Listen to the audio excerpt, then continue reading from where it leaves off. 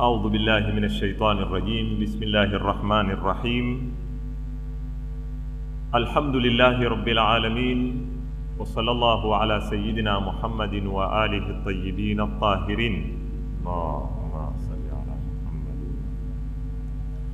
اللهم أدخل على أهل القبور السرور، اللهم أغني كل فقير، اللهم أشبع كل جائع، اللهم اكسو كل عريان، اللهم اقضي دين كل مدين، اللهم فرج عن كل مكروب، اللهم رد كل غريب، اللهم فك كل أسير، اللهم أصلح كل فاسد من أمور المسلمين، اللهم اشفي كل مريض، اللهم سد فقرنا بغناك، اللهم غير سوء حالنا بحسن حالك، اللهم اقضي عنا الدين وأغننا من الفقر إنك على كل شيء قدير. اللهم اشرح بالقرآن صدري، واستعمل بالقرآن بدني، ونور بالقرآن بصري، وأطلق بالقرآن لساني، وأعني عليه ما أبقيتني، فإنه لا حول ولا قوة إلا بك.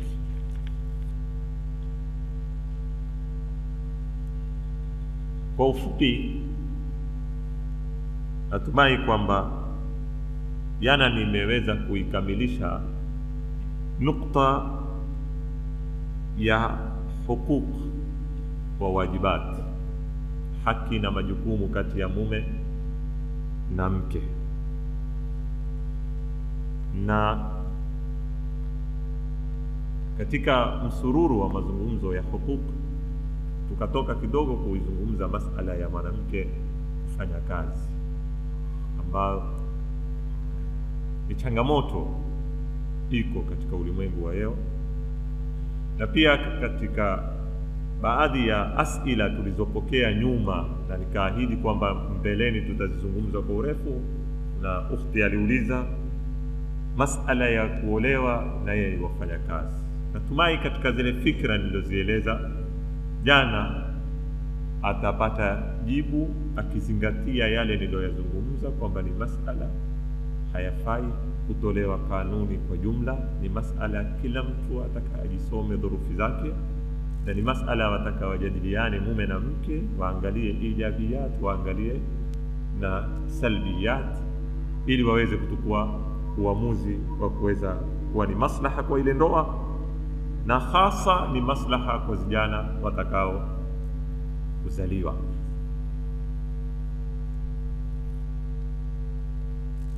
Ili nipate kwenda nukta ya mwisho, kabla ya kwenda nukta ya mwisho, si katika maudhui ziko nyingi, kulingana na wakati umetumalizikia, nimeona nukta zingine nizifungie mato.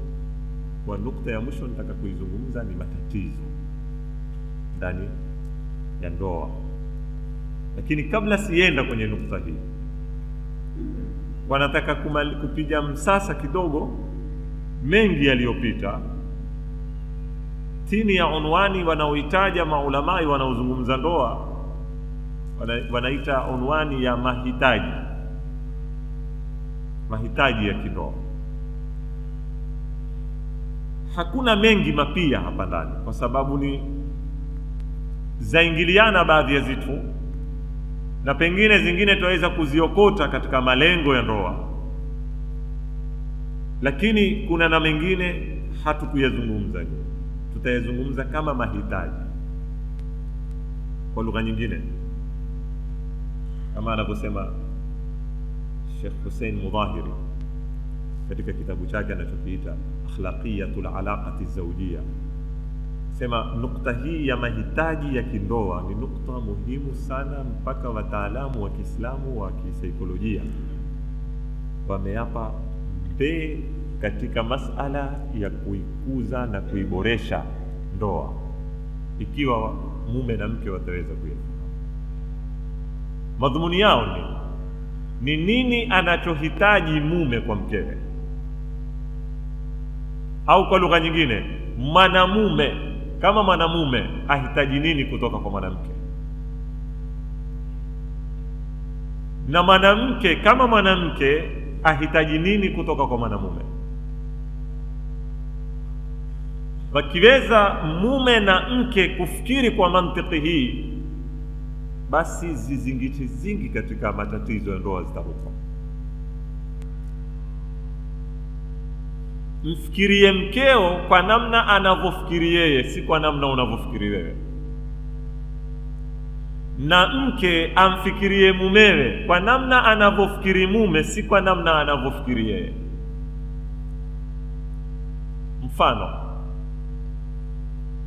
sisi wanaume kama wanaume tukaketi tukafikiri kama wanaume, tutakuja kuona mambo mingi yanaofanywa katika harusi yao ambao wanawake wayaona mahitaji ya harusi, sisi kwetu mingi yaona ya upuzi.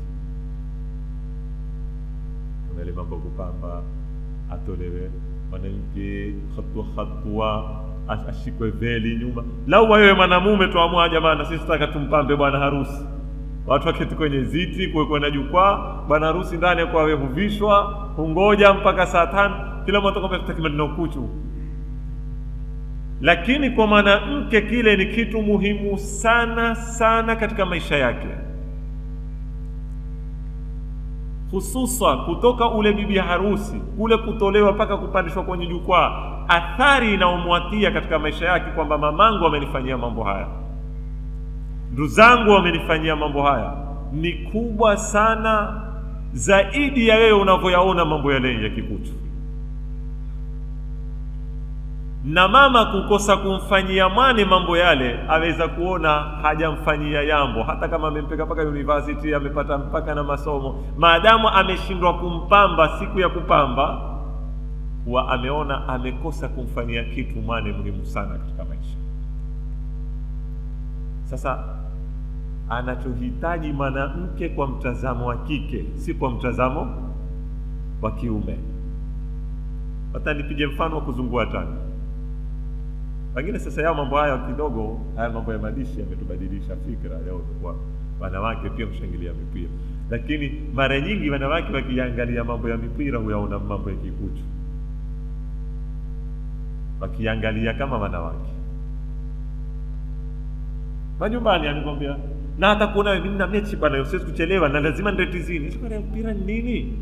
Yaani lao wewe una mkeo siku huko kwenye mazoezi na pengine una mechi kali, yawa mambo pengine yametutoka, tutaka kuyazungumza ni ndoto mengine. Kitu cha kusikitisha yani. Ule mpira ulipokuwa ufene amu, iwe hutezwa mechi ni kali, kuna watu pengine mpaka walikigura wake zao kisizitandani.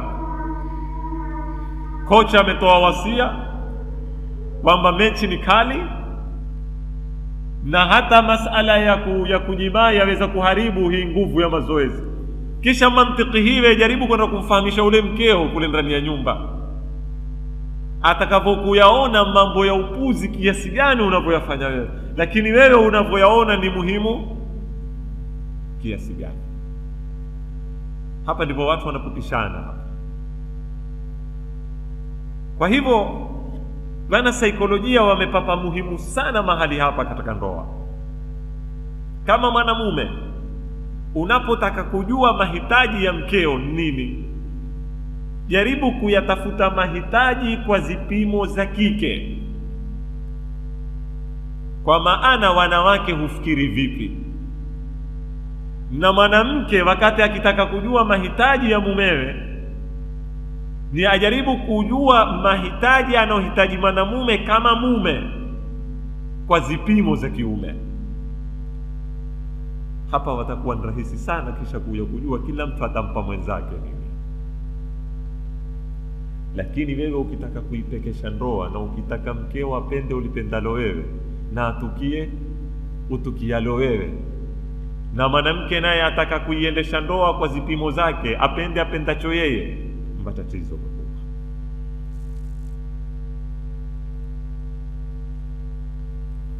Nini mahitaji ya ndoa? Mwanamke mmoja wa Kiislamu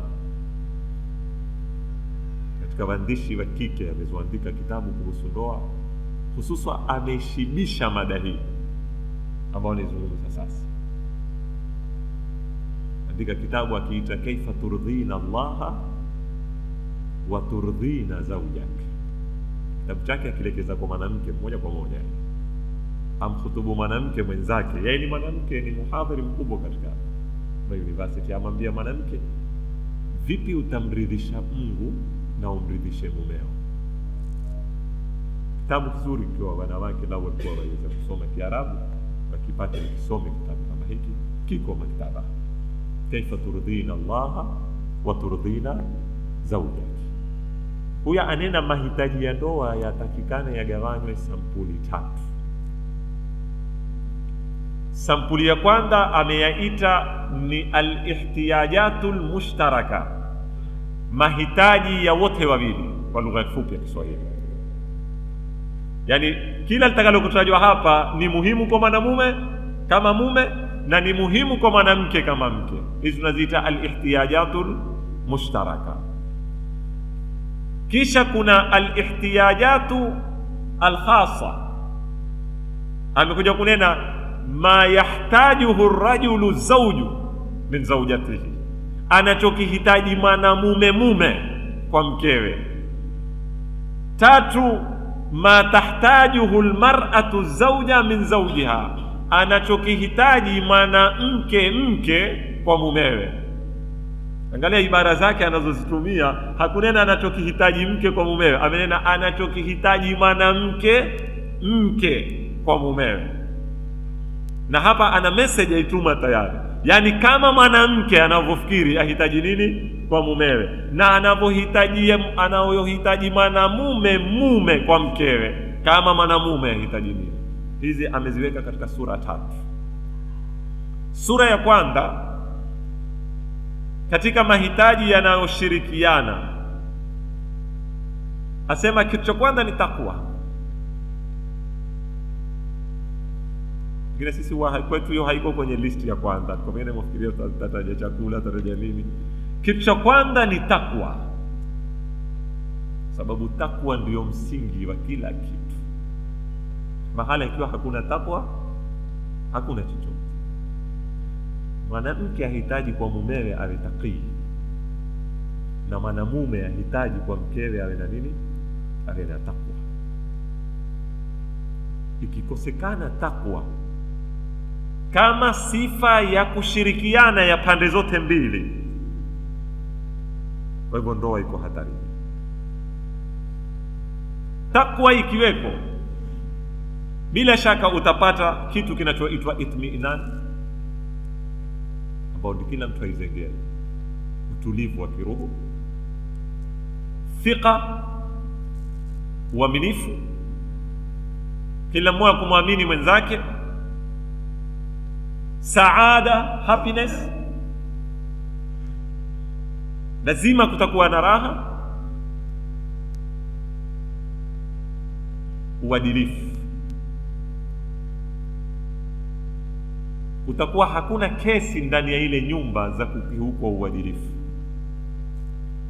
ukiwa kutakuwa na takwa kwa mume na kwa mke.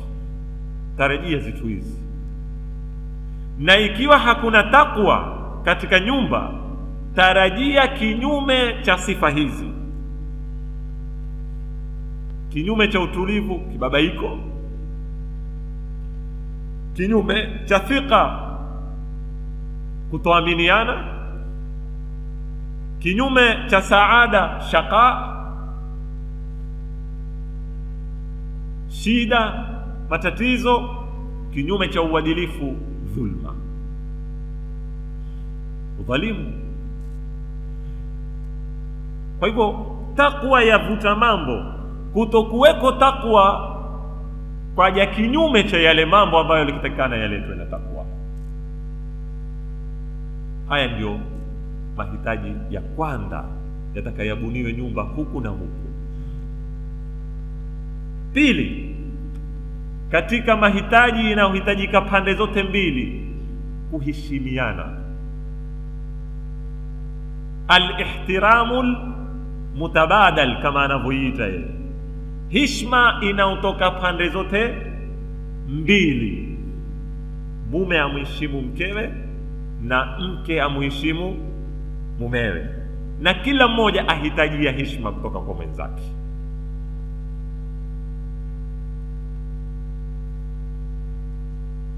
Heshima yaja katika ndoa wakati pale mwanamume atakapokumwangalia mwanamke kwa miwani ya ubinadamu. kwamba huyu ni mwanadamu. Ule mwanadamu alioumbwa na Mungu akapoa jukumu la khilafa katika ardhi, inni ja'ilun fil ardi khalifa. Ule mwanadamu alioumbwa na Mungu, kisha Mwenyezi Mungu akatwambia walaqad karramna bani adama, mwanadamu mwenye karama kama mwanadamu. Ule mwanadamu ambao mbingu imezingatia maisha ya mwanadamu mmoja, kuyakosesha ni kama kukosesha maisha ya wanadamu wote, na maisha ya mwanadamu mmoja kuyahuisha ni kama kuhuisha wanadamu wote. Fakaannama ahya an-nasa jamia. Weki kabla kumwangalia ni mkeo ama ni mtu wako ama ni mtumishi wako, wengi ndugu zangu, kwa kuyua au kwa kutoyua, mara nyingine huenda tukaketi katika ile nadhara wanaoita nadhara fauqia. Mwanamume akawa amwangalia mwanamke kama nusu kiumbe, mkewe ndani ya nyumba. Na haya pengine kila mmoja akijaribu kufungua faili yake ya maisha ya kinyumbani kuja kuyaona katika baadhi ya nyendo na baadhi ya nini, huja kukadhihiri saa nyingine kumtoza kima ubinadamu ule mwanamke.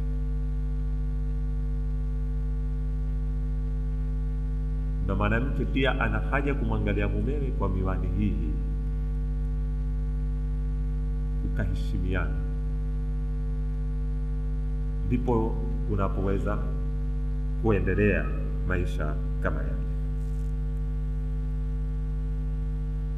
Kwa hivyo mahitaji yanayoshirikiana, ya kwanza tumesema ni takwa, pili ni heshima kutoka pande zote mbili, tatu ni mapenzi, alhubbul mutabadal, pia upendwe, kila upande uwe una mikono miwili, kuna mkono wa kutwaa, kuna na mkono wa kutoa. Na moyo lazima ufungue madirisha mangapi? Windows zile, sio?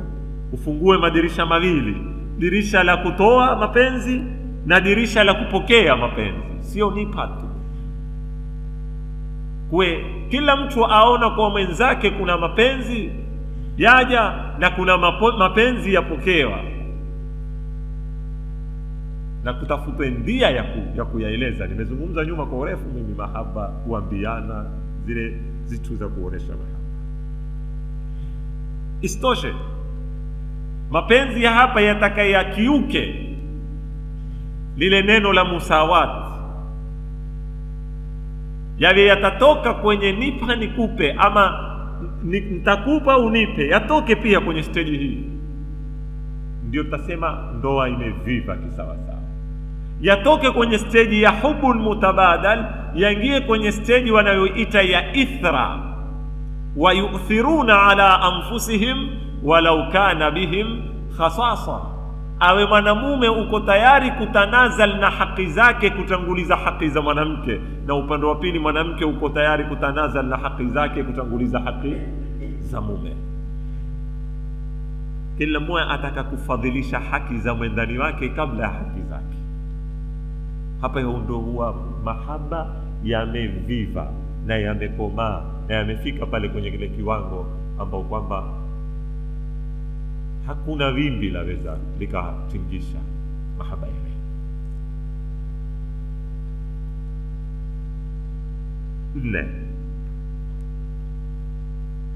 Nne katika mahitaji wanayoshirikiana: takwa, heshima, kuheshimiana, kupendana. Na nne, alhajatul jinsia. Ni lazima mwanamume alomume na mwanamke alomke waelewe kwamba kama vile ndoa inavyohitaji takwa, ina haja ya takwa, ina haja ya heshima, ina haja ya mapenzi, ina haja ya jinsia. Na kiungo hiki ni lazima kipoe nafasi vya kutosha katika mazingira yale aloyabuni Mwenyezi Mungu Subhanahu wa Ta'ala. Ni haja ya pande zote mbili. naiweka katika haja ya pande zote mbili. Ni muhimu sana wanawake wafahamu kwamba mahitaji ya kijinsia si ya mwanamume peke yake, kama inavyojengeka katika baadhi ya fikra. Ni mahitaji ya pande zote mbili, ingawa wanaume wa mwanamume wamweka mwanamume katika hali ya kuweza kujieleza wakati akiwa ataka kitu kama hiki, tofauti na wanauke wa mwanamke unavyomweka mahali pa kujieleza wakati ikiwa ataka kitendo kama hiki. Ziko tofauti kama hizi, lakini tofauti zenyewe ziko katika sampuli ya kuomba, au ziko katika sampuli ya kujieleza kwamba mimi sasa hii haja iko. Hatuneni kwamba ni lazima mwanamke awe kama mwanamume, kwa sababu tunajua kuna hususia za kinafsi za kimaumbile ziko tofauti huku na huku. Mwanamume ni mtu ana ushujaa, mwanamume ni mtu ana jur'a katika kujieleza mambo yake, mwanamke ni mtu ambaye kwamba ana haya na kadhalika, vitu kama hivi. Kwa hivyo hataki kusawazanisha katika mambo haya, lakini tunataka ieleweke kwamba ni haja ya pande zote mbili. Kama vile mwanamume anavyohitaji mapenzi na mwanamke ahitaji mapenzi, kama vile mwanamume anavyohitaji heshima na mwanamke ahitaji heshima, kama vile mwanamume anavyohitaji haja ya kijinsia na mwanamke pia ahitaji haja ya kijinsia, na ni lazima aelewe kwamba ni mahitaji yake na awe tayari kuyatetea. Na ndio utaona sharia imempa haki ya kumpeka mumewe kotini wakati ikiwa hamtekelezei haja zake za kijinsia, na pengine kumpa uwezo mpaka kadhi wa kuivunda ndoa, sababu ni mahitaji. Na mahitaji haya takuya kuyaeleza kwa urefu katika sura ya mwisho katika matatizo ya ndoa. Tangia nayo kwa urefu sana katika kueleza baadhi ya mambo ambayo yatakayawe wazi. Hizi ni haja 4, tunaweza kuziita haja mushtaraka: takwa, heshima, mapenzi, nini, jinsia. Twende katika sampuli ya pili sasa. Maana sampuli ni 3 hizi. Ma yahtajuhu ar-rajulu zawju min zawjatihi, anayoyahitaji mwanamume mume kwa mkewe. Na haya ni maneno yataka wanawake wayafahamu. Mwanamke apate kuelewa mume wangu kama mwanamume ahitaji nini, kisha tutazungumza ya wanaume waelewe mke wake kama mwanamke ahitaji nini. Kitu cha kwanza mwanamume anachokitaka, ambao ana upungufu nacho mwanamume na hakipati kwa mwanamume, hata kama mbabake ndani, kwa sababu mwanamume hisia hizi hana, ahitaji al-atfu wal-hanan. Takuja kueleza mwanamke atakuja kuhitaji badali ya sifa hii sifa nyingine ambayo anayo mwanamume, yeye hana mwanamke. Mwanamke ni kiumbe laini, ameumbwa na Mwenyezi Mungu Subhanahu wa Ta'ala. Ni kiumbe ambacho kwamba simandia wenye kunena Waarabu ni jayasha, chamiminika rahma, atfa, kite, sikitiko, zile hisia laini zote ambazo mwanadamu azihitaji katika maisha haya ziko kwa mwanamke. Na katika sababu moja inamfanya mwanamume kumzengea mwanamke atafuta hisia hizi. Kuna mambo mengine itabidi tuyapige mifano maana yaweze kueleweka zaidi. Pale wewe unapongea nyumbani, nitakwambia tu kwa mfano tu kitu kidogo tu, kisha kiangalie athari zake za kinafsi katika maisha yako. Sasa mimi naweza kutuketie mimi na wewe, tufuatane mimi na wewe kukaanguka shoka likakungia hapo, naweza kupiga kula chafa. Kitu adi. Lakini hebu itukule ile hisia ya wakati umechefuka mahala, wakati kifungo chako hakikufunga uzuri, wakati nywele zako hazikuketi uzuri, wakati kofia yako haikuketi uzuri na mpaka mwisho. Kisha uiangalie ile haraka ya mkeo kama mke. Wakati anapokuja kwa zile awatifu zake, ukaona ni kama kuku amezoatia mayai yake. Ukaziona zile atfa na hanani na masikitiko, na ule mkono utakapokupita ukakufuta vumbi lile, ama ule mkono utakapokunyosha ukenda ukakufunga kifungo kile, ama ukakutengeza kofia ile. Uangalie zile hisia zinazomiminika kutoka kwenye kichwa chako mpaka maguu yako, wahisi nini wewe?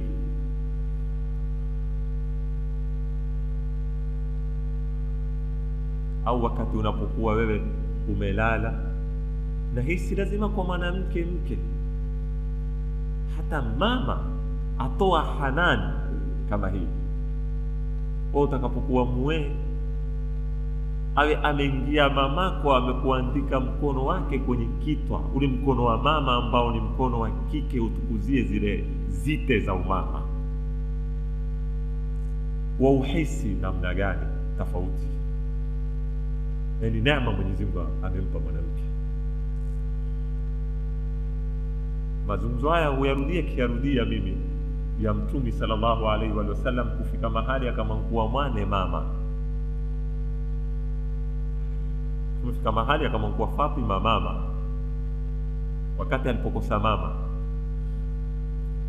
Mwenyezi Mungu akampa mke aloweza kuwa mama na mke. Manake na Khadija aliweza kuijaza ile nafasi ambayo ilikuwa Mtume aihitaji katika maisha yake, ameikosa kwa mamake. Alipokufa mkewe na Fatima alayhi salam, baada ya muarikhina watuambia alikuwa ana miaka 6. Mtume akirudi nyumbani amepakwa uchafu na Makoresh, ilikuwa atarajia nani atampokea? Na Khadija, akimpa hanani, akimpunguzia ule mzigo. Lakini baada ya kufa Khadija, arudi nyumbani, nani atampokea? Angalia, mtoto wa miaka 6 ameliona hilo. Akhawati zetu majumbani watakawa yaone mambo haya. Na Fatima kwa umri wa miaka 6 akaiona nafasi alilowatwa ndani ya nyumba, na hakuna mtu mwenye kuijaza. Kwa umri wa miaka 6 akavuta kimo, akaamua kuketi mahala ambapo ataweza kumjazia babake mambo aliyokosa, kwa kuwa hana mama, hana mke. Akiingia akimgoja babake na bakuli la mai, amechafuliwa wapi amuoshe, ana vumbi wapi amsafishe. Mtume akiketi naye ni kitoto na zikono zitoto, akawa humfuta Mtume sallallahu alaihi wa sallam. Mtume akavua macho, amwangalia, anena kweli, inna Fatima ummu abiha.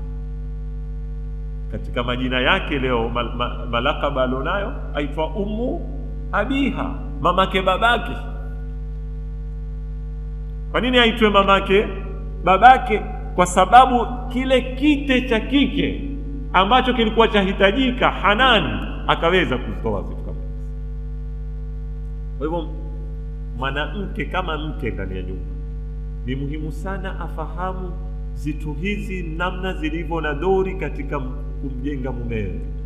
Mume ahitaji kiasi kikubwa al-atfu wal hanan, sikitiko na hanan, na hizi ni chakula cha kinafsi kama unavompangia chakula cha kimwili. Kama unavyotaka kumpambia meza, hakikisha umemwandalia na zitu za kumlisha za kinafsi, ambazo zitamregeshea yeye uchangamfu na uhai na ile taka ya kuweza kupambana na mapambano ya maisha. Nafikiri juzi nimesoma ile hadithi sampuli ya kutoa uthibitisho wa mambo haya. Kumbuka kuna bwana mmoja alikwenda kwa Mtume sallallahu alaihi wa sallam, akamwambia nataka kusifia mke wangu. Tumekwambia akamwambia mimi nina mke, kiingia nyumbani unipokea mlangoni, kitoka hunishindikiza, nikija nyumbani talaqatni, na nikitoa idha kharajtu shay'atni, na akiniona wa idha ra'atni mahmuman, akiniona mimi na dhiki na nini hunijia, akawauliza madha yuhimmuki. So hizi zitu zitaka zingine shatu zitasawaru, uangalie mwanamke anavyovuta stepu na umpendae na sauti yake na namna anavyokuliwaza.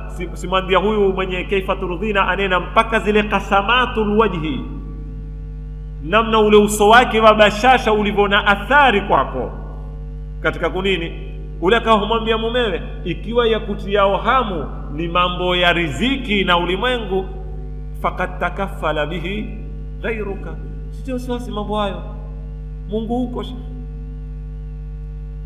Na ikiwa ya kutia udhiki na wasiwasi mambo ya akhira, basi inshallah Mwenyezi Mungu akuzidishie wasiwasi yono.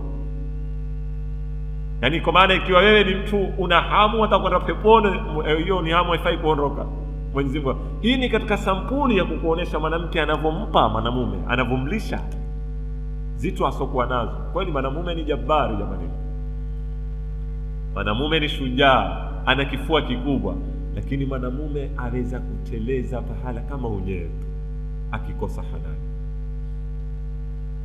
Na ushujaa wote waweza kumuona kesho amepiga maondo ketiziulia. Ule aweza kuwa upasua na nini, na akawa amepiga ondo ketiziulia. Na pengine ukitafuta hakushindwa nguvu, hakupigwa ngumi ikamshinda. Ana naksi ya kinafsi. Haya ni maudhui mapana kisaikolojia, sitaki kuingia sana. Bali baadhi ya maradhi yanaudhihiri kwa watu wazima leo, baadhi ya wataalamu wanena ni upungufu wa kite cha mama kupatikana katika malezi ya udogoni. Kijana katika kuleleka, ikiwa hakupata kite cha kumtosha, humwetea ukda nafsia katika maisha ya mustakabali, humwetea maradhi ya kinafsi. Kijana kama hakupata mapenzi ya kisawasawa kutoka kwa mama, yaweza kumfanya kesho ashindwe kukagua baina mahaba ya kweli na mahaba ya urongo. Utaamini kwamba kuna mtaalamu amefungamanisha kudanganywa kimapenzi katika ndoa na ukosefu wa mapenzi ya mama, kwa sababu wasema hakuna mahaba yasokuwa na shaka 100% kama mahaba ya mama. Mama anapompenda kijana chake, hakuna maslaha, hakuna chochote, yuatoa ikhlasan lillah. Kijana anapoyanwa mapenzi ya mamake, huja akajua kihisia, na haya mambo hayatoleki muhadhara wala elezani kama kuoga pwani. Sharti uitrose paka uiwe kuoga. Tukiketi hapa tukikuelezea mpaka kesho asubuhi ukaenda ukitrosa njive. Tumefahamiana? Kijana kwa kunwa mapenzi ya kihakika, kesho mujarradi wa zile dhabdhabati za kinafsi zikiwasiliana, hujua ukagua hapa kuna mahaba ya kiuroho. Lakini akitojua mahaba ya kihakika, huwa kama tongo ambaye hakujaliwa kuona kitu, mpaka siku moja Mungu akampa mato akaona jogoo. Kwa bahati mbaya baada ya dakika 5 akakosa mato. Baada ya kukosa mato akawa kila ambiwacho huuliza kama ule jogoo. Jamaa kitaja ndovu ni mnyama mkubwa, unaenda kama jogoo. Wakitaya kwamba bana kumafunguliwa duka Mombasa huko na World Center kubwa lina nini, unaenda kama jogoo ukubwa wake, kwa sababu hana zaidi ya nini. Sasa huwa akisikia ile I love you, sijui ni uhibbuka, yeye huwa amentukua endrao. Tumefahamiana? Kwa sababu hajui kupima baina ya mahaba ya kutoka kwenye nta ya ulimi na baina ya mahaba yanayotoka kwenye mgongo wa moyo. Sitaki kutoka kwenye mada, lakini nataka tu kukueleza hizi ni hisia mwanamume azihitaji katika maisha yake. Akizikosa ana upungufu. Pili, katika anayoyahitaji mwanamume kutoka kwa mkewe ni tahqiqu raghbati rajul. Mwanamke ajue kwamba mumewe ana raghabati, kwa maana kila mwanadamu ana ada zake, ana na tabia zake, ana na barnamiji yake ya kimaisha, ana na nyendo, ana na sampuli ya kupenda, ana na sampuli ya kutukia. Kila mwanadamu mtu ana sampuli yake ya kuishi. Kila mtu ana barnamiji, kila mtu ana zitu zake azipendazo katika zakula. Kila mtu una sampuli zake. Kuna watu wataka ile tim saa 6 mchana kuhuliwa. Kuna watu leo kutaliwa saa 8, kesho kutaliwa saa 9, ndio barnamiji ya maisha yake. Wala hayantidhiki. Hapa kama mifano. Katika chakula, kila mwana chakula kipendacho. Watu leo wakitoka kwenye iftari haitimu mpaka wapate mkate wa mofa. Kuna wengine iftari haitimu kukitokuwa na chapati. Kuna wengine iftari haitimu kukitokuwa na tambi. Kuna wengine iftari haivi, iftari kukosekana uji. Napiga mifano tu, lakini ni kukuonesha kwamba kila mtu ana raghabati zake na talabati zake, na ni muhimu mwanamke amstadi mumewe katika mahitaji yake ya kiraghabati yapi na yapi. Asende kwa akili za wanawake wenzake kwamba mimi umpikia mume wangu podini na mimi ndio kumpikia mume wangu podini, ikiketi frijini kesho itaitazita asubuhi pengine mumewe hapendi podini. Kuna wanaume ingawa nkatiti, lakini kulingana na khibra yangu ya maisha, kuna wanaume wapendi mafuta mazuri. Nadira watu hawa, lakini nimewahi kuona watu sampuli hii. Nimewahi kumuona mume humkataza mkewe kutia mafuta mazuri, si kwa sababu ya dini ati kwamba hataki mtu asikie mafuta mazuri, yeye hayapendi mafuta mazuri. Yeye raha yake amtaka mkewe bila harufu ya zaidi. Hii ni raghba yake. Kwa hivyo ni muhimu mwanamke, nitakuja pia na kwa upande wa mwanamume, leo niko kwenye upande wa ayahitajio mwanamume. Ni muhimu mwanamke amsome mumewe, raghabati zake, apenda kunena sana ama hapendi kunena sana. Maana kusendo ukabadilika ukawa rodio ndani ya nyumba, ukawa wanaume hukimbia ndani ya nyumba sangine kwa maneno, unenwa tu. Kuna watu wapenda mara nyingine wakiingia nyumbani wakati mahali kinya. Ndio raha yake. Raha yake. Na pengine ukinenwa kunene kwa ufupi, na akisha kutupa maneno mawili matatu kuisha. Kuna watu raha zao apenda kuwa karibu na mkewe, lakini katika kuwa karibu naye apenda kuketi kutegemeano, kuketiwe kinya. Ama hakuna zitu kama hizi jamani. Sasa mara nyingi ndio utasikia ketiki utafashi nyumbani bana kunena tu bana kama mezomiza kaseti. Sasa zitu kama hizi ni muhimu. Zitu zidogo za haribu ndoa. Kasa kuna watu tetwa kwa kotini na pengine kunena sana tu, lakini hawezi kwenda kunena kwa kafi. Zitu zidogo sana zaweza kuharibu ndoa, zaweza kuharibu mapenzi. Haya maneno yazungumzwa na mwanamke, si mimi. Haya ni yanenao sasa, nimeanukuu harufu kwa harufu kwa mwenye kitabu Kaifa Turdhina Allah wa Turdhina Zawja. Azungumza na mwanamke, na yeye ni mwanamke, amfundisha mwanamke vipi atakwenda na mumewe katika maisha ya ndoa. Kwa hivyo amwambia, ni lazima ndugu yangu wa kike, amwambia ujue kwamba zawjuka madha yuhib wa madha yashtahi wa ma hiya tabi'atuhu wa ma huwa alhadithu almahbubu ladayhi. Lazima ujue mumeo apenda nini, atamani nini, tabia yake iko vipi, mazungumzo gani ayapenda, ni mazungumzo pia aina gani ayapenda, na ni mazungumzo aina gani ayapenda, ni chakula gani akipenda, apenda kulala wakati gani, apenda kuamka wakati gani apenda kuketi pweke, hata kuketi na mkewe hataki, wakati gani hapendi. Hizi ni zitu, ni barnamiji za maisha. Hata sisi pia kupata tabu kuishi, hata msaada mume na mke. Katika jamii yetu ya Kiswahili, katika mambo hakuna mambo ya haya. Hakuna kutungana. Ndio mimi saa 8 mtana leo nao nafasi ndao tu wewe na ule ndao kumwendea time yake hii au kulala. Haya yako sana sisi katika hata kuishi kirafiki, kutotaamaliana, mimi nitunge haki zangu na mwingine nimwangalie haki zake. Utaona kila mtu apanga kukutana na mwenzake hutunga wakati wake yeye, hata kufikiria mwenzake wakati wake umekubalika ama haukukubalika. Wewe zimekuingia, umeamka saa 6 za usiku, pengine wamtaka fulani, wewe kutoka tu uenda kumvamia ndani ya nyumba. Hakukufa mtu, hakuna mtu taabani takupeleka hospitali, ni masala yaweza kulala mpaka kesho asubuhi waweza kumwambia. Na wengine utasikia, wewe mbona huzinya simu? Sikukununulia wewe hii simu. Sikukununulia wewe hii simu. Simu yangu na mimi na barnamiji yangu ya maisha, na nina wakati na nitawasha simu, na wakati taizinya simu, na nina siku sitakupokea simu, maisha yangu. Hapo utakuta hatuelewani sisi. Tumeona mtu amekurukia ndiani kwa sababu wewe umezinya simu. Kama ambao kwamba alokununulia ile simu akutulia credit yeye. La shaka, maisha yangu na wewe utakaofahamu. Pia ningewa nasihi barabara, kuna kijitabu kidogo pale kiko chaitwa fannu taamuli ma'al mujtama, fani ya kuamiliana kijamii. Wakisoma hicho kitabu ametia mambo haya ya simu ya mobile, namna ya kupiga simu, namna ya watu kuflashiana, akhlaqi mbovu hizi.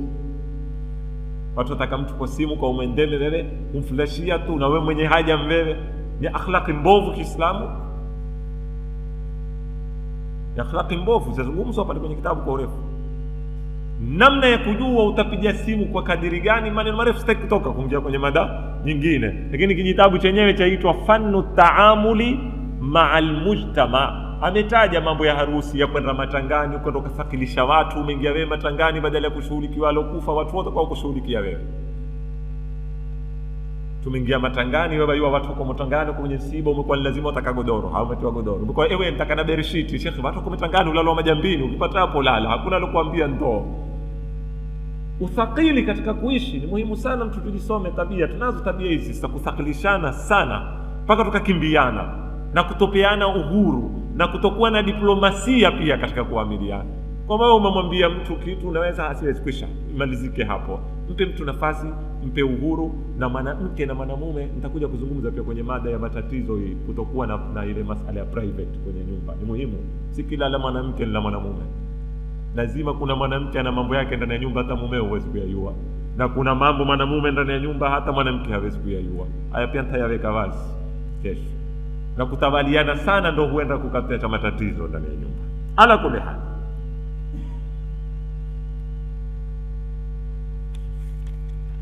kwa hivyo mwanamume anahitaji kwa mkewe sikitiko kwanza, nimenena. Pili, mwanamke ni muhimu amuelewe mumewe anavyofikiri, anachopenda, barnamiji yake ya maisha, tabia yake ya kuzungumza na nini, ili aweze kumpa kulingana na kile anachokipenda. Vile vile mwanamume anahitaji kwa mkewe awe na akili ya kumfahamu.